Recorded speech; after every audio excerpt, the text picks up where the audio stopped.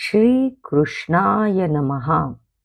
न जायते म्रियते वा कदाचिन् नायं भूत्वा भविता वा न भूयः अजो नित्यः शाश्वतोऽयं पुराणो न हन्यते हन्यमाने शरीरे। हा आत्मा न कधी जन्मतो न मरतो, तो कधी नव्याने उत्पन्न होत नाही, कधी जुना होत नाही।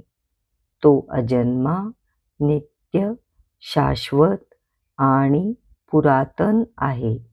शरीर नष्ट झालं तरी आत्मा कधीही नष्ट होत नाही।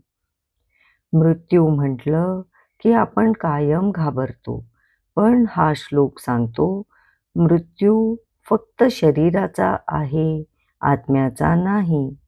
म्हणून मृत्यूविषयी भय ठेवण्याचे कारण नाही। जीवन म्हणजे प्रवास आहे।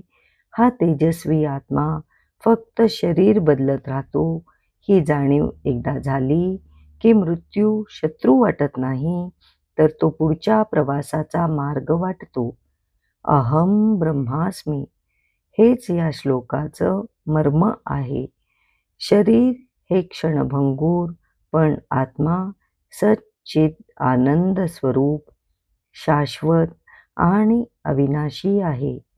म्हणून मी जन्मलो, मी मरणार ही भ्रांती आहे। सत्य हेच आहे की न जायते म्रियते वा कदाचिन। आत्मा अमर आहे। मृत्यूवर विजय मिळवायचा असेल तर आपल्या खऱ्या स्वरूपाची जाणीव करून घ्यावी लागेल। कारण मी शरीर नाही, मी आत्मा, अविनाशी, अमर, शाश्वत। श्री कृष्ण शरणम मम।